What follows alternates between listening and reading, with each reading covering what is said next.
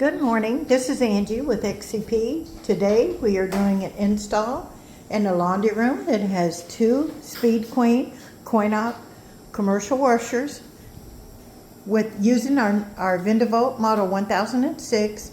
They also have two Speed Queen coin-op dryers back here, and we're going to show you how to install this. Step one, you want to remove the cover off of your model 1006.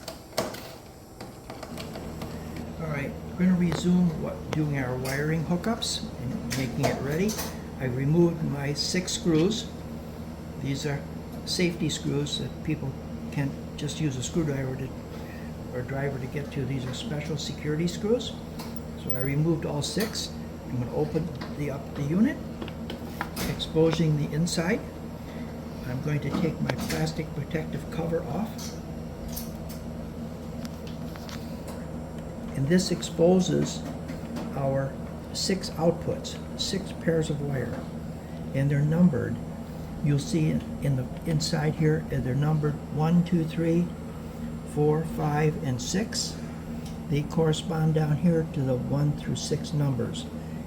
Each are pairs of wires, typically a red and black or black and white pair of wire. As you can see, this black wire right here, it's got 2 conductors in it. Probably a better close-up of one of these. You can see the 2 wires, the black and the red.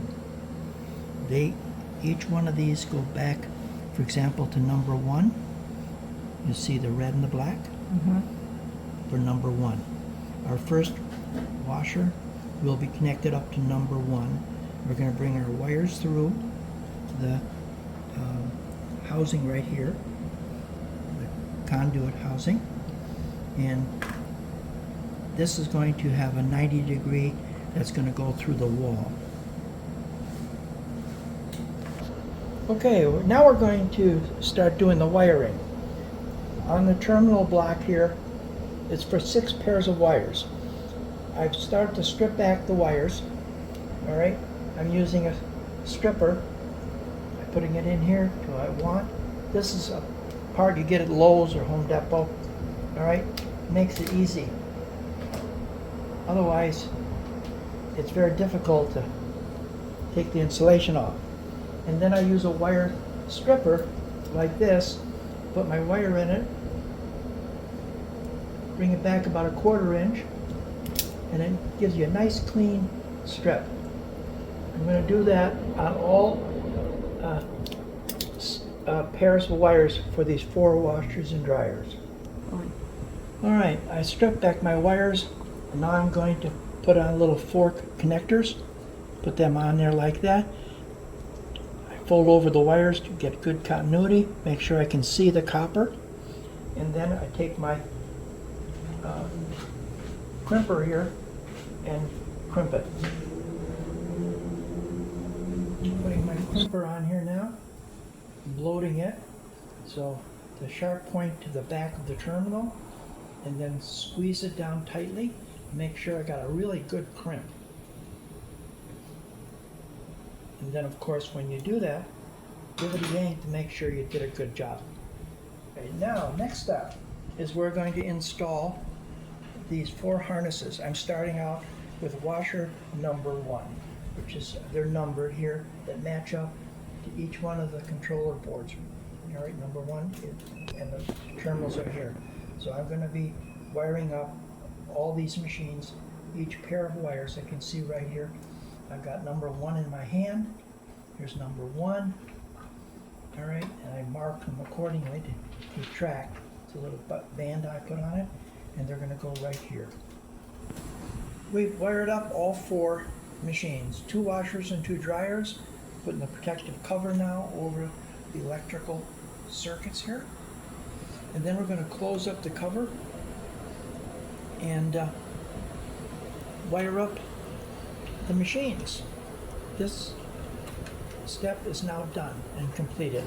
Here we are at our Speed Queen washer, and if you take the panel off, these are the connections you're looking for. You've got a red wire and a black wire comes out with a couple of screws. Remove them, gain access to it. These are the two wires that we're going to splice into. I'm showing you this to show you what it is. You normally do not have to remove this bracket. All you have to do is reach in there to the wiring and grab these two wires to make connection. Now, there's two ways to do this. If we were going to continue using this as a combination coin acceptor to accept coins and cashless, then we would leave this connected like you see here so that it would work both ways, accepting coins and cashless, where we splice in. But in this case, we either cut the wires or simply unplug them, rendering this coin switch inoperable.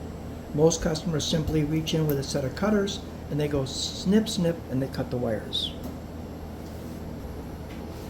In this case, the customer does not want coins, so they've asked us to cut the wires so there's no way that any coins could be accepted. They're both cut, so this switch is rendered useless. And in the front of the machine where the coin mechanism is here, you put filler into these coin slots, so this goes back and forth but doesn't do anything. It's just a sliding bar if they want to play with it, or you can push it all the way in and lock it in place so this cannot be pulled out. Or lastly, you can completely remove this and put a cover plate over this opening.